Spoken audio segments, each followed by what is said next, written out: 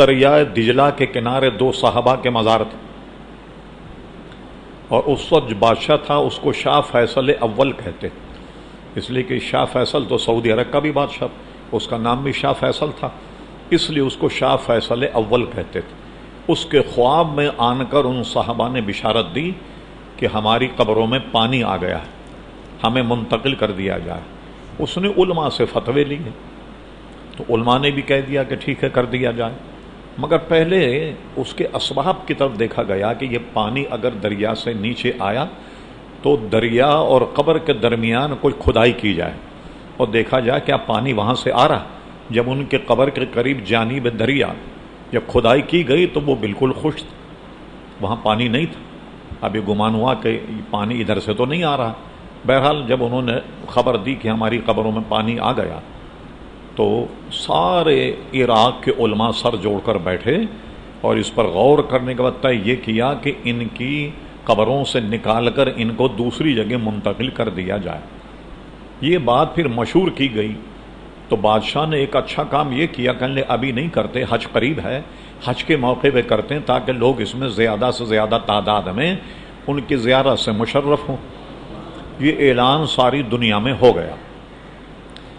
یہ جو ویڈیو ہے یہ جرمنی نے ایجاد کر لی تھی اس زمانے میں، یہ غالباً 37 کی بات ہے، 1937 یا شاید اس سے بھی پہلے۔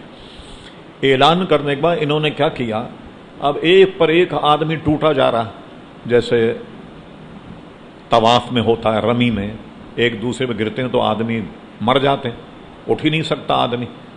جب یہ صورتحال ہوئی تو انہوں نے کیا کیا کہ کیمرہ صحابہ کے قبروں پر لگا کر سامنے ایک 15 فٹ کی اسکرین لگائی کہ بھئی آپس میں لڑیں مرے نہیں، آپ جو کچھ کارروائی ہوگی یہاں آپ کو دکھا دی جائے گی۔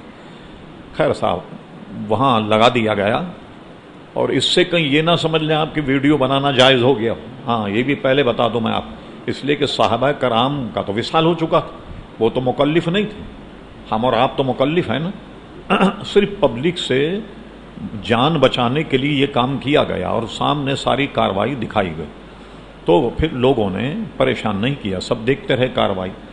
جب ان کو نکالا گیا تو نکالنے کے بعد میں ان کے جسم بالکل تر و تازہ تھے، یہاں تک کہ جو کفن تھے ان کے بدن پر وہ کفن بھی سلامت تھے۔ جب اس کو ایسے نوچا جاتا تو البتہ وہ پھٹ جاتی، لیکن سبوں نے دیکھا کہ ان کی شکل و صورت بالکل، اور یہ بھی اخباروں میں چھپا کہ ایک صحابی تھے ان کی داڑھی جو تھی وہ سفید تھی، دوسرے صحابی کی داڑھی جو ہے وہ سیاہ تھی۔ جن کی داڑھی سفید تھی وہ تھے حضرت حذیفہ ابن یمان، جو حضور کے رازدار صحابی تھے۔ جیسے کسی خاص آدمی کا ایک اس کا سیکرٹری ہوتا ہے نا، خاص سارے راز اس کو معلوم ہوتے ہیں، کس کو دینا ہے کس کا لینا، تو یہ حضور کے رازدار صحابی تھے۔ جب صحابہ کرام رضوان اللہ علیہم اجمعین دیکھا کہ منافقین حضور پر یہ طنز کر رہے ہیں کہ حضور علیہ السلام کو تم تو کہتے ہو کہ ساری غیب کی باتوں کا علم ہے، دیکھو ہم تو منافق ہیں، بناوٹی طور پہ ہم نے اسلام قبول کیا لیکن ہمیں تو حضور نہیں پہچان۔ یہ بات حضور علیہ السلام تک پہنچ گئی۔ حضور علیہ السلام نے مسجد شریف میں اعلان فرمایا، وہ کون ہیں لوگ جو یہ کہتے ہیں کہ مجھے اس کا علم نہیں؟ تو پھر حضور کو جلال آ گیا، آپ ایک ایک کی طرف اشارہ کرتے فرماتے کھڑا ہو۔ وہ جب کھڑا ہوا فرمایا نکل باہر منافق۔ ملا علی قاری اس کی شرح میں لکھتے ہیں 70 منافقین کو ذلیل کر کے اس نے مسجد نبی سے باہر کر دیا۔ جب ان کو باہر کیا، یہی وہ منافق تھے جنہوں نے مسجد درار بنائے، مسجد درارا کفر و بین التفریق بین الکفر، کیا ہے آیت؟ تفریق بین المومنین، یہ وہاں سے کفر اور نفاق کی تفریق کرتے۔ اب بظاہر آپ دیکھیں اللہ کا گھر بنایا، حضور علیہ السلام نے ایک دن فرمایا کہ لگا دو اس کو آگ، اس کو جلا دیا گیا تاکہ اس کا وجود ہی نہیں رہے۔ تو مسجد درار اسی تناظر میں بنی کہ جب حضور نے مسجد سے باہر کر دیا تو انہیں اپنی مسجد الگ بنا لی، اور بنانے کے بعد پھر وہ حضور نے پوری ایک لسٹ حضرت حذیفہ ابن یمان کو دے دی، یہ یاد رکھو کبھی برا وقت پڑے تو کام آئے گا، سب کو دے دی، یہ منافق ہے، یہ منافق، یہ منافق۔ جن صحابہ کرام علیہ الزمان پر خوف خدا بہت زیادہ طاری تھا، انہوں نے ڈر کے مارے حذیفہ ابن یمان سے مل کر کہتے بھئی ہمارا نام تو نہیں ہے کہیں اس میں؟ فرماتے نہیں، بلکہ خود حضرت عمر فاروق حذیفہ ابن یمان کے پاس گئے، ذرا اپنی لسٹ دوبارہ دیکھو کہیں میرا نام تو نہیں، یعنی ڈر تھا اللہ تعالیٰ کا، خوف خدا میں انہوں نے یہ کیا۔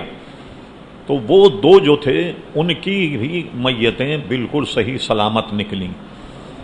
پھر ان کو وہاں سے نکال کر کے کہاں دفنایا گیا؟ باغ سلمان فارسی، ایک جگہ ہے جو بغداد شریف سے کوئی 27-28 کلومیٹر دور ہے، جس کو باغ سلمان کہتے ہیں۔ یہاں حضرت سلمان فارسی کا مزار ہے، تو یہاں ان دونوں حضرات کو دفنایا گیا، اور آج بھی ان کے مزارات سلامت ہیں اور قبے بنے ہوئے ہیں۔ سلمان فارسی رضی اللہ عنہ، جن کا تذکرہ گزشتہ میں آپ نے سنا، حضور علیہ السلام کے اتنے چہیتے صحابی تھے کہ حضور نے ایک حدیث فرمایا کہ سلمان میری اہل بیت سے، اور ان کی قبر پر یہ حدیث لکھی ہوئی بھی ہے کہ حضور علیہ السلام نے فرمایا کہ سلمان میرے اہل بیت سے۔ یہ اس جگہ کے گورنر بھی رہے، کوفے کے، جس جگہ ان کا مزار ہے، اور سادگی کا عالم یہ تھا حضرت سلمان فارسی۔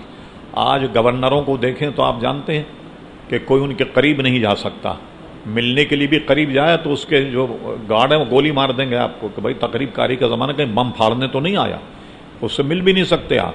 اور حضرت سلمان فارسی کی سادگی کا عالم یہ تھا کہ آپ تشریف لے رہے تھے، راستے میں ایک آدمی اپنا کوئی سودا لے کر سڑک پہ کھڑا ہوا کسی مزدور کا انتظار کر رہا تھا۔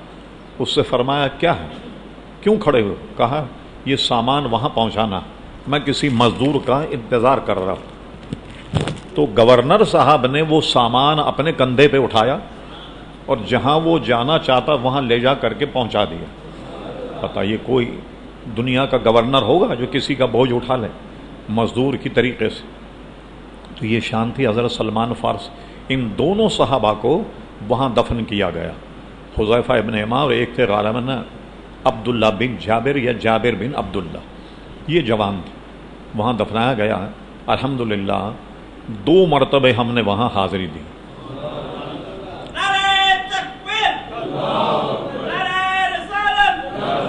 جرمنی کمپنی نے جب ان کی فلم بنائی اور اس کو انہوں نے جگہ جگہ ریلیز کی تو اس کو دیکھ کر کے لاکھوں یہودی اور عیسائی مسلمان ہو۔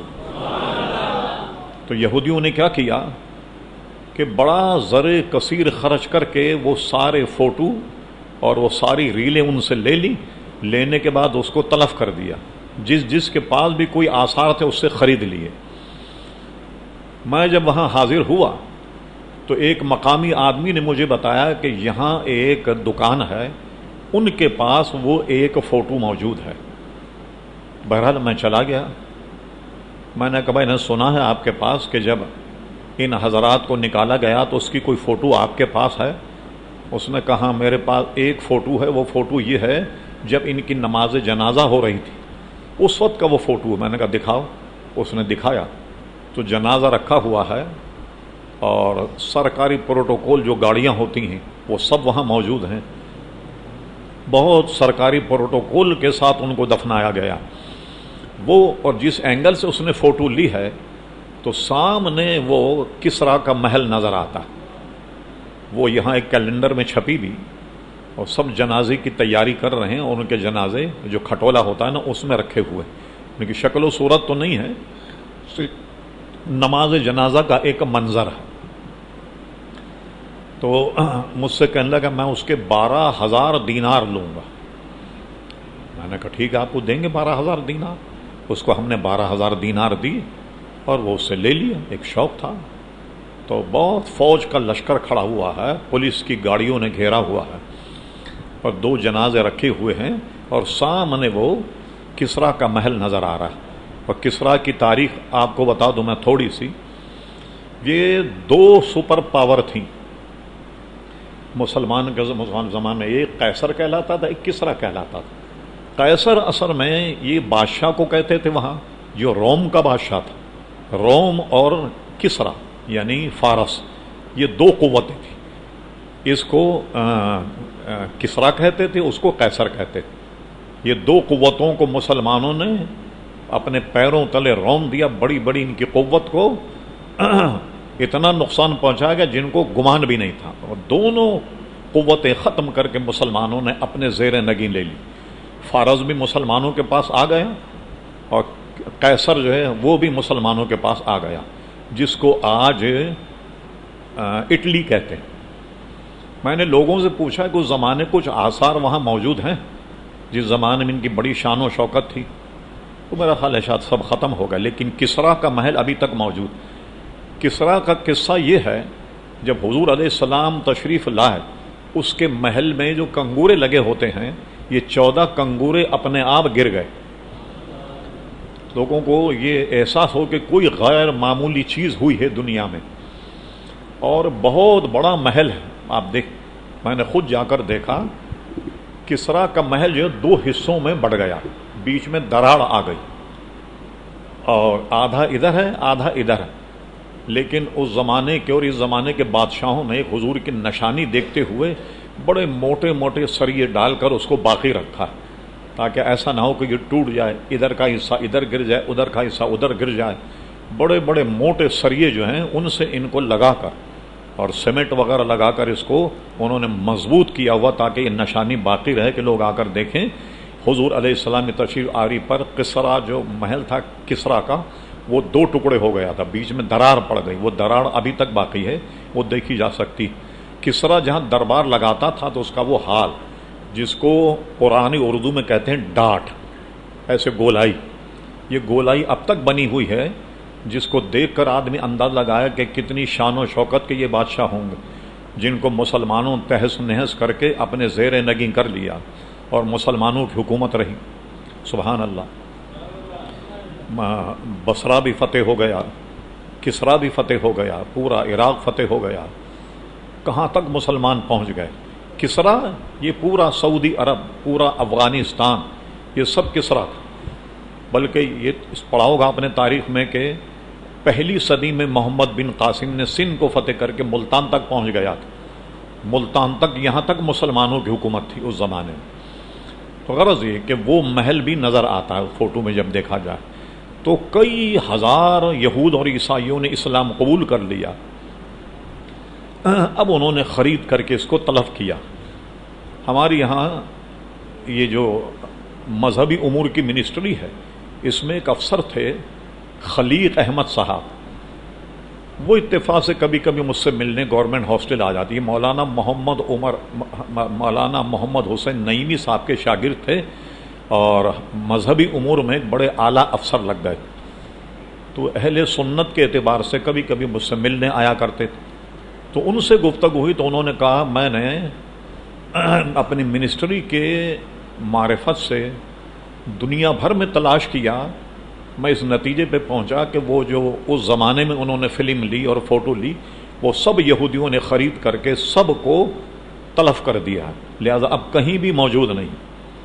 یہ انہوں نے پوری تحقیق کی اور مجھے بتایا۔ تو اسی لیے کہ مسلمان کی شان ظاہر ہوتی ہے اسلام کی۔ حضور علیہ السلام کے صحابی 1300 برس کے بعد انہیں جب نکالا گیا تو بالکل صحیح سلامت تھے، اور اس طرح بے شمار جو ہمارے زعما تھے ان کی میت بالکل صحیح سلامت تھی جب انہیں قبر سے نکالا گیا۔ خود موطا امام مالک میں یہ حدیث جو بڑی معتبر کتاب کہلائی جاتی ہے کہ جو احد کے شہداء صحابہ تھے وہاں کچھ پانی آ گیا، یا شاید حضرت امیر معاویہ اپنے دور میں کوئی نہر وہاں سے نکالنا چاہتے، تو صحابہ کی قبریں کھودی گئیں اور ان کو الگ سے کہیں دفنایا گیا۔ تو ایک صحابی تھے، ان کے جو بیٹے تھے انہوں نے بھی یہ چاہا کہ ہم اپنے والد کی قبر کو کھود کر کہیں الگ دفنائیں۔ ان کے لیے مشہور تھا کہ جنگ کا معاملہ تھا، 2 صحابہ کو ایک قبر میں دفنا دیا گیا تھا عجلت کی وجہ سے۔ انہوں نے چاہا کہ قبر کھود کر اپنے والد کو الگ کسی قبر میں دفناؤں۔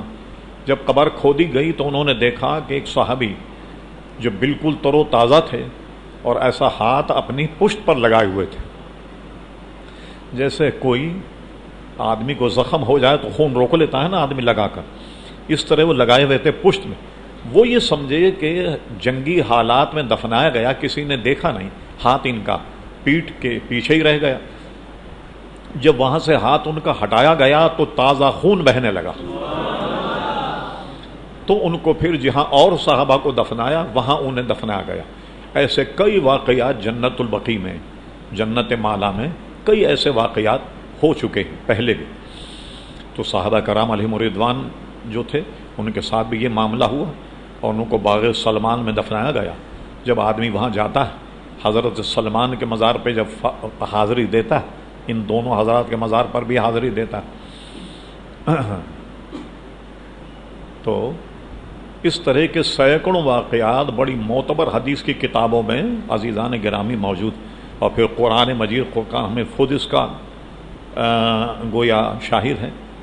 وَلَا تَقُولُوا لِمَن يُقْتَلُ فِي سَبِيلِ اللَّهِ أَمْوَاتٌ بَلْ أَحْيَاءٌ وَلَٰكِن لَّا تَشْعُرُونَ، جو اللہ کے راہ میں قتل کیے جائیں انہیں مردہ مت کہو بلکہ وہ زندہ ہیں، بلکہ ایک جگہ یرزقون بھی فرمایا، وہ رزق دیے جاتے ہیں۔